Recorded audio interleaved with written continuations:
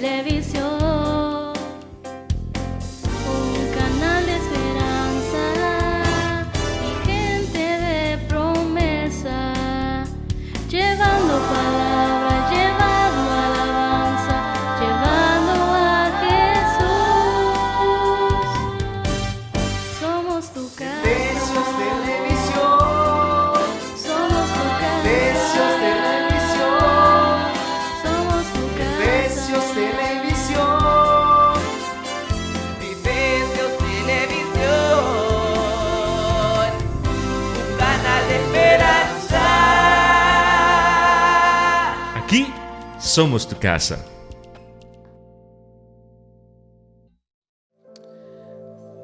Aleluya. Ahí como está parado, vamos a darle la bienvenida a los que nos visitan por primera vez. No sé si hay alguien que nos visita por primera vez esta noche. ¿No hay nadie? Bueno, sea bienvenido si está aquí en medio de nosotros. A los que están conectados por medio de las redes sociales como Facebook y YouTube, les comentamos, nuestro pastor está aquí, un poquito mal de salud, pero está aquí con nosotros, amén. Así es que, así como hemos adorado, tome asiento, vamos a comenzar. Creo que el Señor ya nos ha ministrado y ha preparado el terreno. Esperamos que siga dispuesto usted a escuchar la palabra. Vamos a meditar hoy a ver si se recuerda el final del mensaje. Vamos a meditar en el tema el poder del arca. ¿Cómo se llama, hermanos? El poder del arca. Amén. Recuérdese, el poder del arca, el poder del arca. Si los niños van a salir, pueden salir ahorita y tomamos asiento los que están parados. Si me ayudan los de multimedia, en el primer libro de Samuel, el capítulo 4, vamos a leer varios versículos porque eso nos va a dar un poquito de contexto de lo que Dios quiere hacer con nosotros esta noche. Amén. ¿Estamos listos? Yo sé que es difícil salir de esa presencia y estar quieto y decirle, Espíritu Santo, queremos más. Amén. El poder del arca, así le llamamos a este mensaje. Espero que Dios nos ministre. Mire, leía algo esta mañana, antes de leer la escritura, dice así, que había una planta hermosa a las muchachas, a las hermanas que les gustan las plantas, y la habían colocado en una ventana. ¿Saben? Las casas de Europa son ventanas muy bonitas y ponen las plantas más bonitas para que se pueda ver esa ventana lujosa, distinta, ¿verdad? Entonces había una planta que la colocaron en una ventana, hermosa la planta. Usted póngale lirio, póngale, no sé, el nombre que usted le quiera poner. Pero de repente cayó un frío, una helada, frío tremendo por muchos días. Entonces la planta dejó de recibir calor y luz. Entonces, al dejar de recibir calor y luz, perdió el calor y perdió la luz. Entonces ella comenzó a marchitarse, comenzó a decaer, y al ir decayendo porque la luz y el calor no llegaba, entonces llegó a un punto donde toda su hermosura la perdió. Perdió el calor y perdió la luz.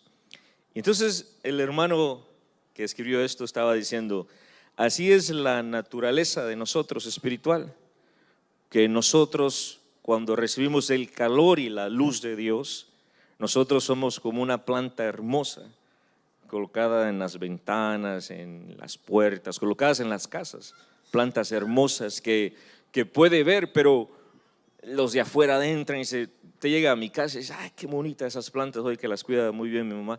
Pero llega un punto que si no recibimos el calor y la luz de Dios, entonces cuando lo perdemos eso, comenzamos a marchitarnos como esta planta. Y entonces perdemos la hermosura. Y es notorio en la persona que pierde el calor y la luz de Dios, es notorio. Es notorio, uno los mira y uno dice, algo le pasa.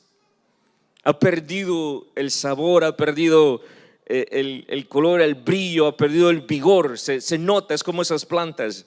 Hay unos arbolitos que se estaban muriendo allá afuera de mi casa también, y mi esposa dice, pobrecito, se está muriendo.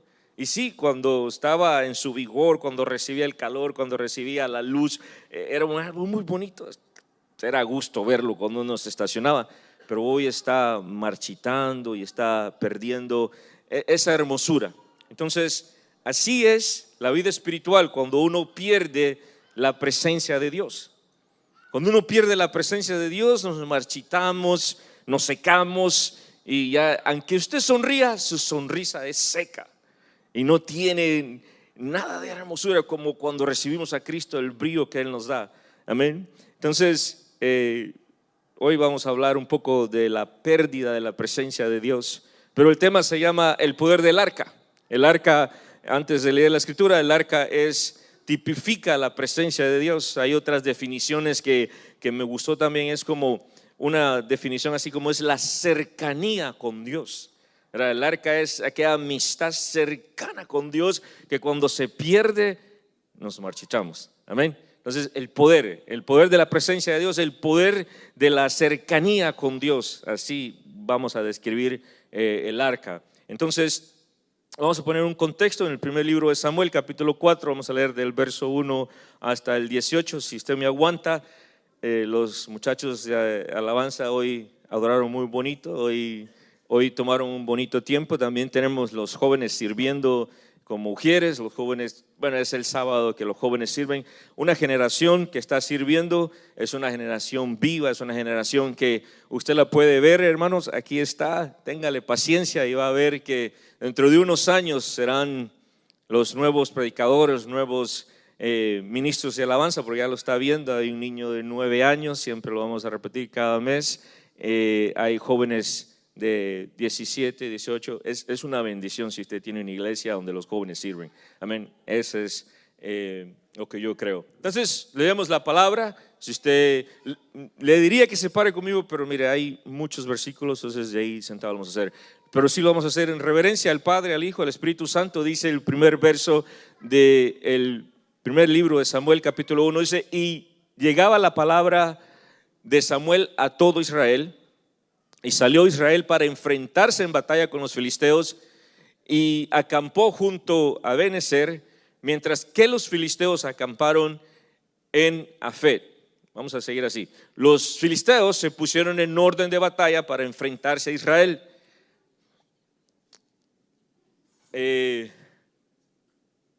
No puedo leer esa palabra. Perdón, gracias. Entablado el combate. Ya sé por qué. Entablado el combate, Israel fue derrotada delante de los filisteos, quienes mataron como 4,000 hombres en el campo de batalla. Cuando el pueblo volvió al campamento, los ancianos de Israel dijeron: ¿por qué nos ha derrotado hoy el Señor delante de los filisteos? Tomemos con nosotros de Silo el arca del pacto del Señor, para que vaya en medio de nosotros y nos libre del poder de nuestro enemigo.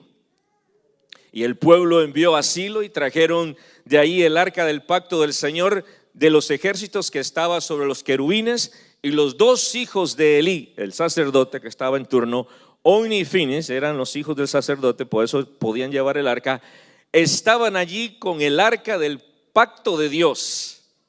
Y aconteció que cuando el arca del pacto del Señor entró al campamento, todo Israel gritó con voz tan fuerte que la tierra vibró, hermanos. Es puro poder. Al oír los filisteos el ruido del clamor, dijeron: ¿qué significa el ruido de este clamor en el campamento de los hebreos? Entonces comprendieron que el arca del Señor había llegado al campamento. Y los filisteos tuvieron temor, pues dijeron: Dios ha venido al campamento. Y añadieron: ay de nosotros, porque nada como esto ha sucedido antes. Ay de nosotros, ¿quién nos librará de la mano de esos dioses poderosos? Estos son los dioses que hirieron a los egipcios en el desierto con toda clase de plaga.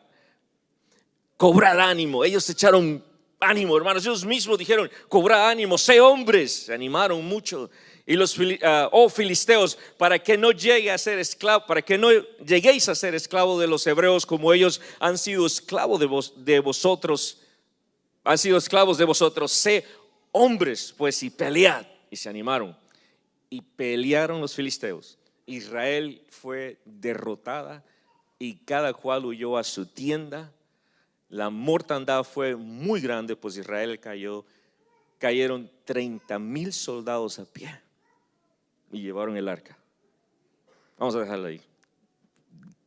Entonces, el pueblo de Israel, vamos a poner el contexto, se fueron a la batalla sin la presencia de Dios, sin contar con Dios. Pero es como un día se levanta y vamos a ir a pelear contra nuestros enemigos. Y olvidaron la presencia de Dios, olvidaron el arca por allá. Ellos tomaron su decisión, hicieron su plan, dijeron, así nos va a funcionar. Este es el método que funciona hoy. Hoy nos vamos a derrotar al enemigo y vamos a demostrarle quiénes somos nosotros. Y el Señor dijo, bueno, está bien, váyanse. No se preocupen, denle. Y en la primera, 4,000. Entonces dijeron, mejor traigamos la presencia de Dios. Y regresaron y traen la presencia de Dios, y ahora son 30,000 los que caen.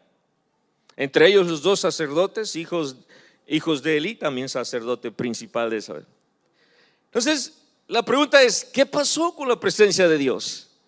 El arca tiene poder, la presencia de Dios tiene poder, pero había un problema ahí que había que solucionar, había que entender qué es lo que estaba pasando. Porque por lo general yo he visto que Dios no pierde ninguna batalla. No hay batalla que Él haya perdido. No hay lugar que Él no haya conquistado y no haya ganado. Aquí el problema estaba en el ejército de Dios, que ellos no tenían la presencia de Dios, pero la querían amoldear a ellos, la querían transformar a ellos. Cuando te necesito te llamo, cuando no te dejo ahí. Cuando creo que puedo triunfar, entonces voy yo solo, y cuando algo me sale mal, entonces te traigo por acá, te llamo. Así no es una relación con Dios, eso no es la presencia de Dios. El Señor es celoso y el Señor dice, yo soy primero, yo voy primero. Y entonces después sucedieron muchas cosas. Vino alguien, avisó, y vamos a ir al final allá por el verso 19, porque por ahí es donde empieza este lindo mensaje, continúa, mejor dicho. Entonces llegan a la ciudad de los israelitas y llevan el mensaje. Miren, nos han destruido primero 4,000 hombres, después 30, y con todo y esto se llevaron el arca. Los filisteos se llevaron el arca del pacto. Y entonces esa sorpresa le fue muy fuerte a Elí, que era sacerdote, más que le dijeron, tus 2 hijos murieron también. No sabemos qué está pasando. Y había una mujer que ella representa a la sensibilidad del Espíritu Santo, ¿verdad? La esposa de Fines. Y cuando ella escucha, hermanos, ella estaba embarazada, y ella escucha el impacto de haber perdido el arca del pacto, el impacto de haber perdido la presencia de Dios. Entonces a ella se le vinieron los dolores, le vino la angustia, porque hubo una gran angustia. Y mire, dice, esta es la nueva versión, ahí me avisan las cosas. La nuera de Elí, esposa de Fines, estaba embarazada y próxima a dar a luz cuando se enteró de que había capturado el arca de Dios, y que su suegro y su esposo habían muerto. Su suegro y su esposo, 2 generaciones, padre e hijo. Entró en trabajo de parto y dio a luz. Marque esas 2 generaciones. Ella murió después del parto, pero antes que muriera, las parteras trataron de animarle, diciéndole, no tengas miedo. Le dijeron, tienes un varón. Era un varoncito el que ella iba a tener. Pero ella no contestó ni les prestó atención. Al niño, pero esto sí, mire esta mujer, al niño le puso por nombre Icabod, que significa ¿dónde está la gloria de Dios? Icabod significa ¿dónde está la gloria? Ella dijo, hemos perdido el arca. He perdido a mi esposo, he perdido a mi suegro, pero también perdimos el arca, perdimos la presencia de Dios. Le puso ese nombre porque el arca de Dios había sido capturada y porque murieron su suegro y su esposo. Entonces, Icabod, hermanos, muchas gracias, muchachos. Icabod es el nombre de del miembro de la tercera generación. Primero el padre, Elí, luego Fines, su papá, o sea, el hijo de Elí, y luego Icabod. Son 3 generaciones sin la presencia de Dios, porque los 2 primeros murieron por la ausencia de la presencia de Dios, y este tercero nace cuando pierden la presencia de Dios. Entonces eso lo asustó a esta mujer, y me asusta a mí porque puedo ver que 3 generaciones pierden la presencia de Dios. La presencia de Dios en esas 3 generaciones, cuando en el verso 21, si nos dejan ahí el verso 21 por favor, nos damos cuenta que esta mujer lo primero que se pregunta es: ¿dónde perdimos la presencia de Dios? ¿Dónde está la gloria de Dios? ¿Dónde quedó la presencia de Dios? Mire, el contexto de eso no es así como ¿dónde la perdimos? Sino es un contexto de no saber dónde se perdió. Hay una escritura en Lucas capítulo 15 que habla de la mujer que perdió la moneda. Era una moneda de valor, pero ella dice: he perdido esta moneda y sé dónde está. O sea, sé dónde la perdí, no dónde está, sé dónde la perdí en mi casa. Y dice que lo que ella trajo fue luz, y empezó a barrer, a limpiar la casa, y la encuentra. Ella sabía dónde había perdido esa moneda de valor, pero esta mujer lo que se pregunta es: ¿dónde se perdió la presencia de Dios? Porque en la generación de el abuelo Elí se había perdido la generación, luego pasa a la generación de los 2 hijos y también no estaba la presencia de Dios en ellos, porque por eso fracasaron en la batalla. Y ahora en la tercera generación ella se pregunta: hemos perdido la presencia de Dios. Y eso es una preocupación para ella, tanto que la aflicción llegó y murió. Así es perder la presencia de Dios. Al principio decíamos, se pierde la hermosura, uno se marchita, pero la presencia de Dios es esa. Cuando la perdemos, perdemos el ser, perdemos todo el sentido de la vida. Y estos 2 hombres, estas 2 generaciones, habían estado viviendo sin la presencia de Dios dentro del templo, dentro de la casa de Dios. Habían estado ahí sirviendo, pero sin la presencia de Dios, hasta el momento en que les tocó ir a enfrentar a un enemigo poderoso, y ellos pensaron que la presencia de Dios estaba con ellos y no estaba con ellos, y fueron derrotados. Y la segunda generación, que fue el hijo Fines, también. ¿Qué fue lo que sucedió en estas 3 generaciones? Es que había desobediencia, y el padre pudo haber salvado su segunda generación, que era Fines, pero como no pudo controlar la desobediencia de sus hijos, entonces aquel también cayó en la ausencia de la presencia de Dios y no se dio cuenta. Y cuando nosotros perdemos la presencia de Dios, especialmente cuando no sabemos dónde fue, no sabemos dónde está y cuándo fue, es mucho más peligroso. Porque encontrar el camino de regreso a la presencia de Dios es lo que necesitamos cuando la hemos perdido. Pero esta mujer, la esposa de Fines, da a luz y dice: mi hijo se va a llamar Icabod, porque no sé dónde se quedó la presencia de Dios. Y hermanos, Icabod creció los primeros 6 meses sin la presencia de Dios. No estaba en medio del pueblo, no estaba en la casa de Icabod, no estaba en la casa de su abuelo. Yo no sé si a mí me entristecía ver esta generación que estaba creciendo, por lo menos por los primeros 6 meses, y que la presencia de Dios no estuviera en su casa.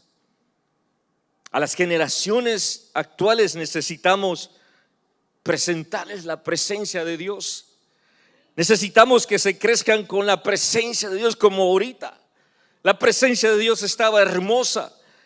Y en la presencia de Dios estaban los jóvenes. Quizás ustedes no entienden, exacto, no entienden, pero están experimentando cada 15 días, están experimentando todos los viernes, están experimentando, espero en su casa, cuando usted ora con Él, cuando usted le habla a Él, que la presencia de Dios está en casa, está en la iglesia, está donde quiera que ellos vayan. Y si algún día ellos no sienten la presencia de Dios, necesitamos guiarlos. Necesitamos guiarlos para que no se crezcan sin la presencia de Dios. Ese es el trabajo de la iglesia. No podemos tener buenos jóvenes si no los guiamos a la presencia de Dios. Usted no puede tener buenos adoradores, ni buenos predicadores, ni buenos servidores si no los estamos guiando a la presencia de Dios. Es su responsabilidad y la mía es responsabilidad de la iglesia, pero empieza en mi casa, donde yo empiezo a enseñarle a él a la presencia de Dios. Cuando venimos aquí y nos congregamos, es normal.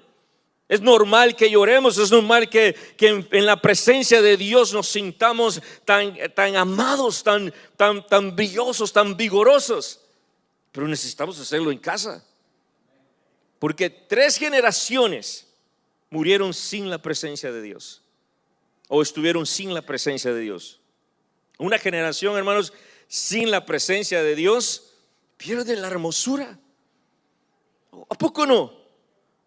¿A poco usted no cree que su hijo, su adolescente, su joven o el adulto hijo suyo que ya tiene 30, 40 años viene y le habla de menos el evangelio? No le importa la palabra de Dios, no le importa el gozo del Señor, y que usted viene a la iglesia y a él le da igual, como que usted viene a cualquier lugar. Eso pega, eso golpea en cualquier padre, golpea en un extraño que cuando nosotros vemos a los jóvenes con el semblante marchitado porque la presencia de Dios se ha ausentado, uno entiende eso. Qué difícil es. ¿O a poco usted no se sienta con su adolescente y él no quiere hablar nada de Dios? Él quiere hablar de lo nuevo, de las redes sociales, de todo. Y uno dice, ¿cómo le introduzco? ¿Cómo le hago ver que la presencia de Dios es importante en casa? Hay que hacer el trabajo.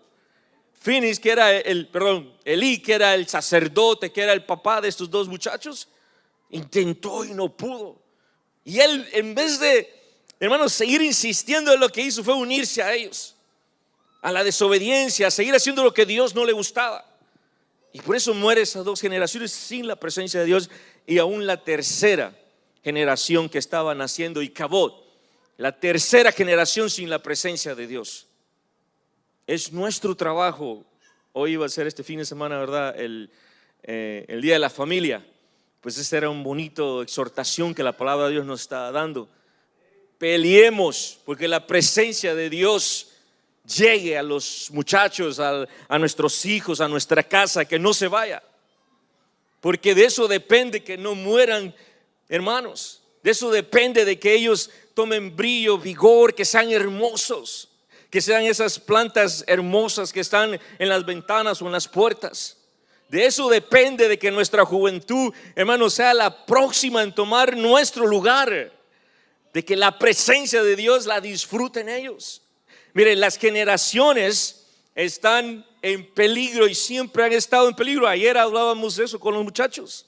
Las generaciones siempre, cualquier generación, la que usted vivió y la que yo viví, o la que están viviendo estos muchachos, está en peligro. Está en peligro, y todas las generaciones, el problema siempre ha sido que la presencia de Dios no llegue a ellos, que la presencia de Dios se aleje de ellos. De verdad. Mire, Moisés era de una generación de hombres fuertes. Eso es lo que dice la Biblia. Las hebreas, dice la escritura, parían rápido y eran fuertes los muchachos que tenían. Al faraón le pareció mal eso. Le entró temor y dijo, yo quiero destruir esa generación.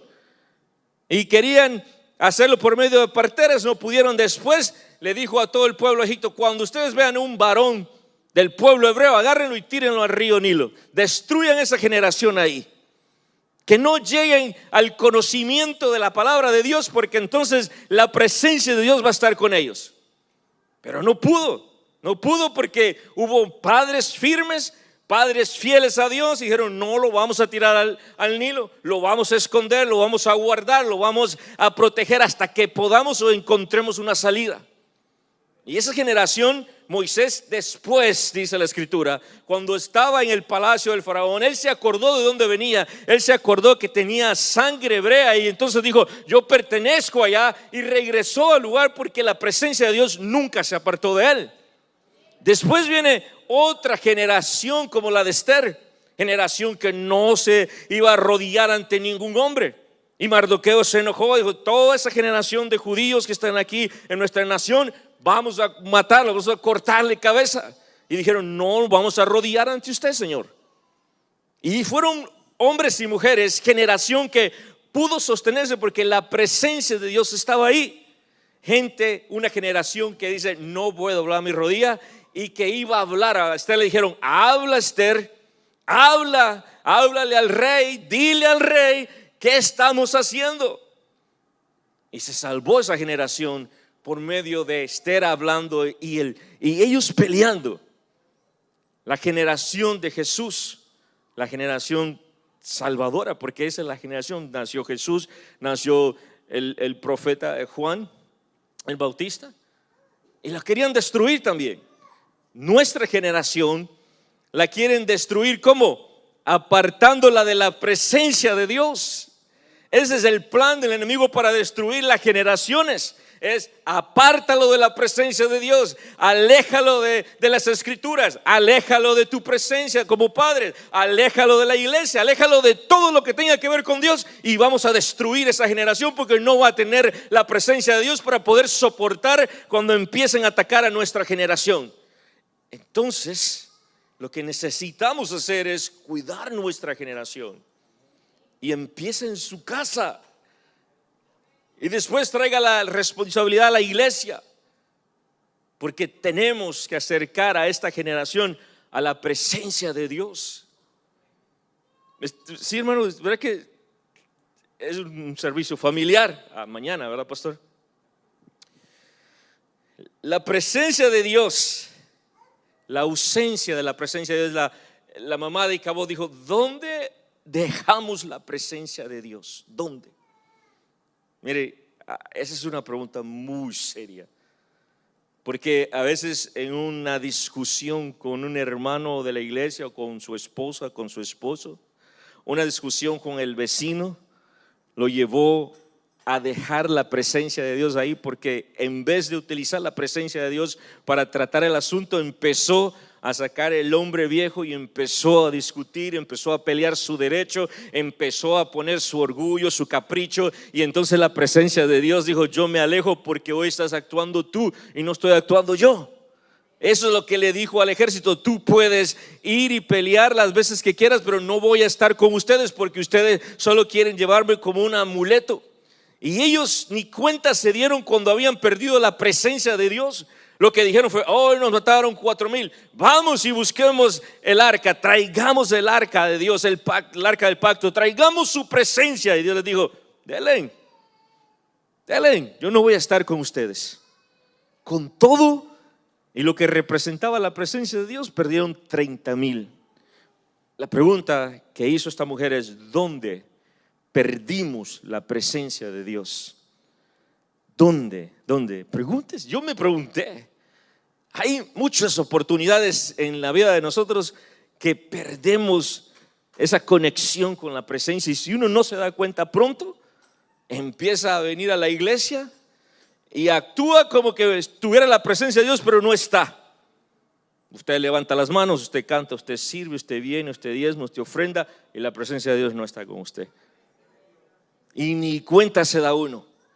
Hasta que uno llega y dice: pues ya no tengo el brillo que tenía esa plantita, ya no tengo el color, ya no tengo la risa, ya no tengo el gozo, pero sigo estando en la iglesia. En Apocalipsis, vamos a ir a Apocalipsis un ratito. En Apocalipsis, ahora está el capítulo 2, verso 4. ¿Qué le dijeron a la iglesia de Éfeso? Tengo algo contra ti, le dijeron. Has dejado tu primer amor, has perdido tu primer amor. Has perdido la presencia de Dios. Estás sirviendo, haces las cosas, pero sin la presencia mía, sin buscar la presencia mía. Entonces se puede venir a la iglesia, se puede servir, se puede participar en todo y la presencia de Dios no está. Se perdió. Hasta que viene el mensaje de Dios y le dice: perdiste el primer amor, perdiste las ganas de amarme, perdiste las ganas de sentir mi presencia. Solo estás trabajando, solo estás sirviendo, solo estás haciendo todo, pero mi presencia no está ahí. Y eso es lo que debemos de cuidarnos, porque si una familia puede perder la presencia de Dios, una iglesia puede perder la presencia de Dios también, y sin darse cuenta, porque así como gritaban los soldados, ¿verdad? Ahorita viene el arca, y empezaron a gritar y se movieron y la tierra vibró y perdieron la batalla. Porque todo era emoción, todo era creo, pero no había convicción de su presencia. Hasta que llegó la reprensión por medio de la falla y pierden 30,000 hombres. Aquí lo que le está diciendo al ángel de la iglesia es que ustedes, yo tengo algo contra ustedes, les dice que han perdido, han dejado el primer amor.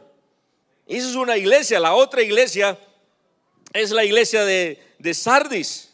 Bueno, tenemos otro ejemplo en la iglesia de Sardis. Le dice: yo conozco tus obras, que tienes nombre de que vives, pero estás muerta. Capítulo 3 de Apocalipsis 1, capítulo 3, verso 1. Ella decía: estamos vivos, tenemos aquí el gozo, nos disfrutamos, hay servicio, pero estás muerta, le dice el Señor. Y si estás muerta es porque no está la presencia de Dios. Porque ¿quién da la vida? Es Dios, ¿verdad? Entonces le está reprendiendo a la segunda iglesia y le dice: tú dices que estás viva, pero en realidad estás muerta. Y si yo digo, si tuviera la presencia de Dios, no estuviera muerta, estuviera viva. O sea que puede morir iglesias por falta de la presencia de Dios. Pueden morir familias enteras por falta de la presencia de Dios. Y el tercer ejemplo es en Apocalipsis 3:17. A otra iglesia, a la iglesia de la Odisea, le dicen: mire, tú dices que sos rico. Me he enriquecido. A ver si la tiene ahí. Gracias, hermano. Porque tú dices: yo soy rico y me he enriquecido y de ninguna cosa tengo necesidad. Esto decía la iglesia. Y no sabes que tú eres un desventurado, miserable, pobre, ciego y desnudo. A ver, si tuviera la presencia de Dios, fuera que tú eres brillante, que tú eres hermoso, que tienes todo el vigor. Pero si no tienes la presencia de Dios, le dice: tú estás desnudo, miserable, ciego, desnudo, todo lo que el Señor le puede decir ahí. Porque no se habían dado cuenta como iglesia que habían perdido la presencia de Dios. Como Israel no se había dado cuenta. Dijo: llevó el arca, ella tiene poder, dijeron. Algunos que así somos, ¿verdad? A veces, vamos, la Biblia, ella tiene poder. Pues la Biblia, la palabra de Dios tiene poder. Pero dices: yo no estoy contigo, porque tú me dejaste. Tú me has dejado y yo me he apartado de ti. Tú me perdiste hace tiempo. Mire, es peligroso para los que servimos, que a veces perdemos la conexión con el Señor y llegamos al grupo de vida y todavía Dios nos usa con una palabra profética, una oración y hay señal. Pero estamos distanciados de Dios. Nunca nos confiemos, porque siempre hay que venir a decirle: Señor, Moisés le dijo: ¿vas a ir con nosotros o no vas a ir? Porque si usted no va, yo me quedo aquí con todo este pueblo. Y el Señor: dale que voy contigo. Y vamos, pues, y sonaron chofar y empezaron a caminar. Y siempre le decía: ¿va a ir con nosotros o no va a ir con nosotros? Porque es importante, hermanos, que esa presencia esté. No es suficiente que nuestros, dele gloria a Dios, vamos, désela. Él está en medio de nosotros, amén. Entonces, gloria a Dios, démosle gloria a Dios. Se había perdido la presencia de Dios en las iglesias, en la casa. Y esta mujer dijo: es que, ¿dónde la perdimos? Esa es una pregunta importantísima, hermanos. ¿Dónde se perdió la presencia de Dios? ¿Cómo? Porque le decía de la mujer que pierde la moneda, es fácil aunque estaba oscura su casa, yo solo tengo que traer la luz que es Jesús, y dentro de mi casa y empiezo a sacar la basura, todo lo que no sirve, empiezo a limpiarla y la encuentro porque sé que aquí se perdió. Pero la mamá de Icabod dice, es que no sé ni dónde. No sé si fue en el pleito que tuvimos hace un año con la hermana de la esquina, o fue en la oración que me enojé por algo, y uno ni cuenta se da cuánto tiempo la hemos perdido. Y eso es importante recuperar. Entonces el tema es el poder del arca, ¿verdad? Entonces resultó, hermanos, que llevaron el arca y dijeron, vamos a pelear contra estos filisteos. Y les fue mal, ¿verdad? Y lo que hicieron fue, murieron 30,000 y les dijeron, le voy a quitar la presencia de Dios. Le voy a quitar el arca. Y se la llevaron los filisteos. Entonces el pueblo estaba tan aturdido, estaba nervioso. ¿Y ahora cómo? Imagínense que a nosotros nos quiten la presencia de Dios. ¿Y cómo vamos a pelear, hermanos? ¿Con qué fuerza va a pelear uno si no tiene la presencia de Dios? Cualquiera se asusta. Ya la perdimos. ¿Y cómo la vamos a recuperar? No sabemos todavía. Y los filisteos tienen el arca, tienen la presencia de Dios. A ver, ayúdenme con el capítulo 5. Ya nos vamos a ir, dicen los predicadores, ¿verdad? Hoy no es mi culpa. Hoy es culpa del Espíritu Santo. A él le vamos a poner por habernos bendecido. Entonces, en el capítulo 5, por favor, 1 Samuel, capítulo 5, verso 1. Es capítulo 5. Ahí está. Los filisteos tomaron el arca de Dios y la llevaron a Ebenezer, a Asdod. La tienen ahí con ellos. Entonces tomaron los filisteos el arca de Dios y la introdujeron en el templo de Dagón y la pusieron junto a Dagón. Dagón es el dios más fuerte que ellos tienen, el más poderoso de acuerdo a los filisteos. En el rango, él es el papá de, ¿cuál es el otro que tenían ellos? Dios, hoy ya estoy envejeciendo. Él era el dios tope. Dios tope. Con él topaban todos los dioses de la tierra, de acuerdo a los filisteos. Y dijeron, vamos a traer el arca y la vamos a poner con el Dios tope nuestro. Y llegó la presencia de Dios, el arca de Dios, y la pusieron ahí. Entonces, póngale atención aquí, hermanos. Cuando el arca está puesta en el templo, eso era una de las formas de decirle al pueblo filisteo, hemos vencido a los hebreos. Aquí tomamos el botín del Dios de ellos y aquí lo ponemos al par de nuestro Dios. Tenemos la victoria. Eso es lo que ellos estaban diciendo. Pero el arca de Dios que está ahí, que permitió a Dios llegar ahí, dice que la primera noche pusieron el arca. A la mañana siguiente, cuando los de Asdod se levantaron temprano, y he aquí que Dagón había caído rostro en tierra. ¿Delante de qué? Del arca del Señor. Y tomaron a Dagón y lo pusieron de nuevo. Marque esto, márquelo. Mire, se suponía que Dagón es el que había vencido al arca, pero ahora es el arca el que ha vencido a Dagón, como siempre. Póngalo el versículo 3 por favor de nuevo. Está ahí tirado a los pies del arca. Ahí está Dagón, está adorando, está diciéndole, me caí de las nubes que andaba. Y es que llegaron, hermanos, y vamos a ver cómo está el arca. Esto, hermanos, significa que Dios tiene el control. Que Dios tiene el control, iglesia. Que la presencia de Dios sigue con el pueblo de Dios que obedece. Porque le dijeron que Dagón iba a ser el que iba a ganar y todo. No, ahora Dagón está ahí adorando, está al suelo, boca al suelo, diciendo, él ganó, no fui yo. Y lo levantaron y lo pusieron de nuevo. Al siguiente día, póngalo ahí por favor. Al siguiente día, ese es el 3, sí, ¿verdad?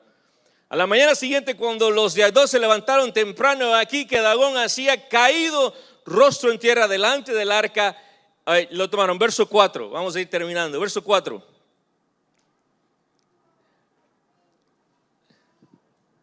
Pero al levantarse temprano al día siguiente, mire esto, hermano, he aquí que Dagón había caído rostro en tierra, segunda vez. Confirmación, Dios tiene el poder. Dios no ha sido humillado, Dios no ha sido vencido, Dios no ha sido destruido. Esta es la confirmación. Esta es la confirmación que Dios le estaba dando al enemigo, a Dagón, a todos los que se levantan contra su pueblo. Y al mismo pueblo de Dios estaba enseñando: si ustedes estuvieran conmigo, si no me hubieran abandonado, entonces yo hiciera esto y ustedes hubieran ganado cuando fueron la primera vez. Rostro en tierra por segunda vez. Pero hay dos cosas importantes, importantísimas de la Biblia, hermanos. Una es la cabeza de Dagón y las dos manos y las dos palmas de su mano estaban, ¿qué dice? Cortadas sobre el umbral, solo el tronco había quedado. Dios le cortó la cabeza a Dagón, le cortó los pensamientos malignos que tiene contra su pueblo. Dios le cortó la cabeza para que no pensara más todas esas cosas negativas que quiere echar contra nuestras generaciones. Dios le cortó los pensamientos malignos, Dios le cortó sus manos. Esa es una señal de que Dios ha tenido la victoria, porque mire, cuando David vence al gigante, ¿qué hizo? Le voló ¿qué? La cabeza, y luego la mostró, dijo: ya ganamos en el nombre de Jesús, ya hemos vencido en el nombre de Jesús. Y las manos, dale gloria a Dios, y las manos se cortaban para que el enemigo, hermanos, no se levantara ni viniera de nuevo a atacarnos. Era una práctica. Cuando Josué estaba siguiendo a aquellos reyes, paró en una ciudad, pidió alimento y le preguntaron, Jueces 6:8, y le preguntaron: ¿puedes darnos alimentos? Queremos continuar la búsqueda de estos reyes que vamos a destruir. Le dijeron: ¿ya los destruiste? Le dice: todavía no. Enséñame las manos. De las manos, el mutilar las manos era una señal de que ese enemigo no se le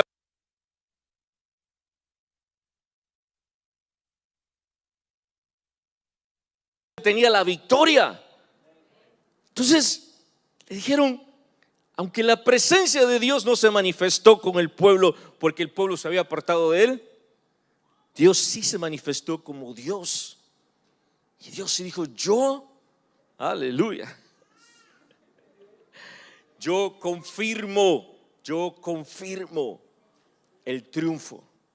Yo confirmo que el enemigo no tiene control de nuestras vidas.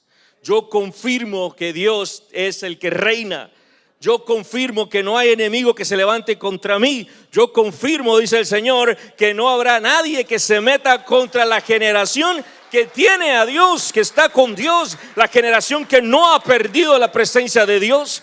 Pero nosotros somos los responsables. Nosotros somos los responsables de que no haya otra generación que crezca sin la presencia de Dios. Somos nosotros. Mire, el regaño de todo pastor, de todo padre, siempre es: ¿qué estamos haciendo? ¿Qué estamos haciendo cuando llegamos a casa con la presencia de Dios? ¿Cómo le estamos inculcando a nuestros hijos la presencia de Dios? ¿Cuál es el mensaje que le estamos haciendo llegar a ellos? La generación se perdió, 3 generaciones sin la presencia de Dios, porque no hubo padre, no hubo abuelo quien pudiera decirle: hijo, usted tiene que sentir esto, tiene que honrar a este Dios. Los niños no saben a veces ni orar ni cantar, y esperamos que cumplan 13, y después algunos de ustedes dicen: es que no lo voy a forzar. No lo voy a forzar que venga a un servicio los viernes. No lo voy a forzar que quiera cantar. No lo voy a forzar, no lo voy a forzar, no lo voy a forzar. está bien, no lo fuerza. Pero usted también lo está alejando de la presencia de Dios. Porque entonces viene el enemigo y dice, ok, no lo fuerces, tranquilo, tranquilo. ¿Usted cree que si uno, a la edad de los 5 primeros añitos, es cuando nosotros les enseñamos tantas cosas que ellos van a necesitar en su vida? Caminar, comer, aprenden a ser saludables, aprenden a respetar. Hay algunos que no les importa que de 1 a 8 años ellos hablen de Dios, confiesen de Dios. Ellos quieren que a los 13 para arriba comiencen a hablar de Dios. Si usted no sembró cuando él tenía 1 añito y no lo fue cuidando cada año, no espere que a los 13, 14 años pueda tener un buen adolescente. Pero cerca de la presencia de Dios o con la presencia de Dios, esa es la gran pregunta. Este niño nace y Cabo nace y su madre dice, no sabemos dónde está la presencia de Dios. Naciste en un tiempo donde no sabemos dónde está la presencia de Dios. No sabemos dónde está el brillo, no sabemos dónde está la hermosura, no sabemos dónde está el gozo, no sabemos dónde dejamos esa lindura que es estar en Cristo Jesús. Así nació Icabod. Así, ¿cuántos niños están naciendo así dentro de la iglesia? Afuera en el mundo yo sé que hay muchos, pero dentro de la iglesia, porque nosotros los abuelos, los padres, hablando de las 3 generaciones, no estamos acercándolos a la presencia de Dios. No los estamos alejando, más bien a veces con nuestras actitudes, con nuestras acciones alejamos a los niños de la presencia de Dios. Dios no tiene la culpa. La presencia de Dios no tiene la culpa de que a usted le agrade o no le agrade el líder que él tiene, o que la escuela dominical sea bonita o fea. Si usted lo saca de escuela dominical, lo está apartando de la presencia de Dios. Usted, yo no lo voy a mandar el viernes, pastor, porque ese líder no me gusta. Está bien, pero usted lo está apartando. Porque cuando aparta el que a usted no le gusta, estos jóvenes se gozan aquí. Venga, experiméntelos. Ellos pelean por ser una generación que no se aparta de Dios. Y todos los viernes es una lucha que no se aparten de Dios. Pero una generación apartada de Dios, ¿qué nos espera? ¿Qué nos espera una generación apartada de Dios? Ahorita hay muchas generaciones que se están perdiendo y quieren atacar a nuestra generación, a la generación de jóvenes cristianos, a la generación que está aquí. Es lo que el enemigo quiere. Apártate de Dios, aléjate de su presencia. ¿Para qué? Para que tengas gozo del mundo y no el gozo de Dios. Pero usted que es un buen padre, ¿verdad? Usted que es una buena madre, usted que es un buen tío, un buen abuelo, usted va a levantarse y va a pelear por su niño, ¿verdad? ¿Verdad que se va a levantar? No deje, hermanos, no deje que el enemigo aleje a su criatura de la presencia de Dios. No deje. Todo el que se aparta de la presencia de Dios termina marchitado, termina muerto. Amén. Pongámonos de pie. Ahora sí nos vamos.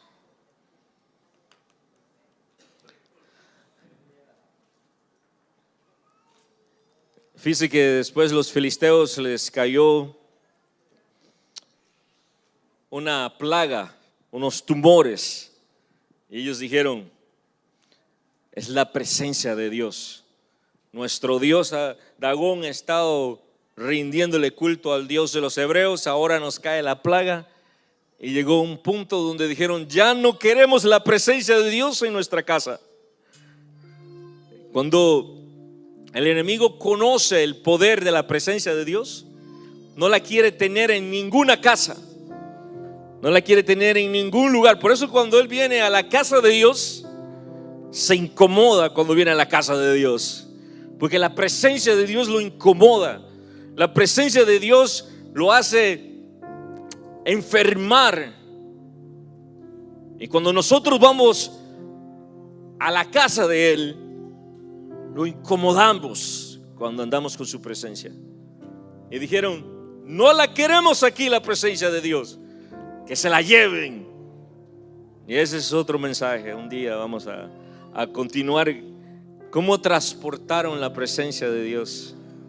Y cómo nadie la quería porque todos tenían miedo. Decían, no es que nos va a dar esa peste. No es que ya mató tantos. No es que... Hasta que llegó uno y dijo, yo la quiero. Hubo uno que la tuvo 20 años, pastor. 20 años tuvo la presencia de Dios. No sucedió nada. Nada sucedió. Y vino alguien y dijo, yo la quiero. Yo la quiero. Tráiganla a mi casa. Y se la llevaron. Y en 3 meses, ya estoy diciéndole, regáleme otro sábado. En 3 meses empezó a ser bendecida la casa de Obed-edom. Empezó, hermano, a prosperar él. Empezó a prosperar su familia. Eran bendecidas en salud, eran bendecidas en su palabra, eran libres, hermanos. Todo había en esa casa porque estaba la presencia de Dios. Y Obed-edom dijo, aquí déjenla. Dijo David, no, David sabía, no la tenemos que llevar. Qué lindo es estar con gente que todos queremos estar en la presencia de Dios.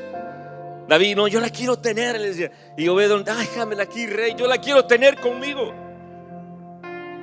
Qué difícil es cuando la hemos perdido.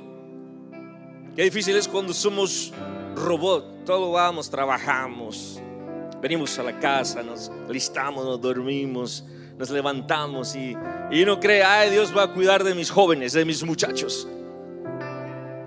Hay días que uno tiene que levantarse y decirle, Señor, si tú no lo guardas, si tú no lo cuidas, si tú no lo guías, si tú no lo abrazas, nadie lo puede hacer.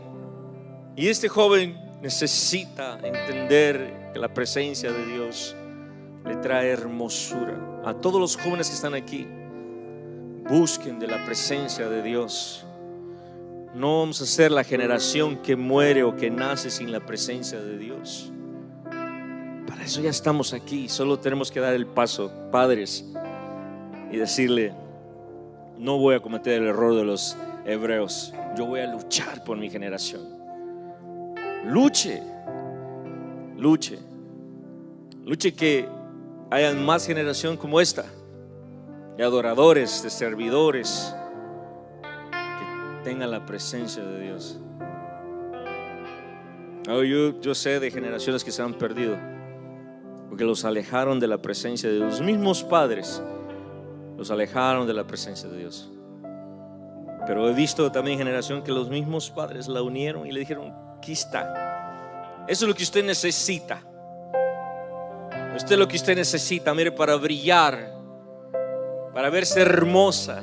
Dígale a su hijo, si está el padre, para verte vigoroso, joven, para verte vigorosa, jovencita. Lo que necesitas es la presencia de Dios. Adoramos, Dios. Gracias, Padre.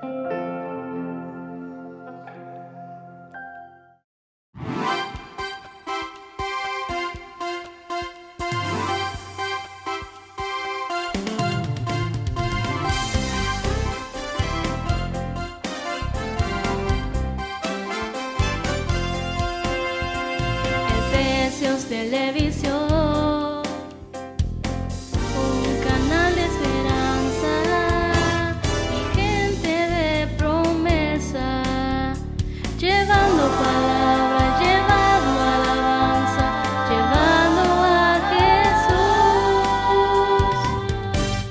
Somos tu casa. Efesios Televisión. Somos tu casa. Efesios Televisión. Somos tu casa. Efesios Televisión. Efesios Televisión. Un canal de esperanza. Aquí somos tu casa.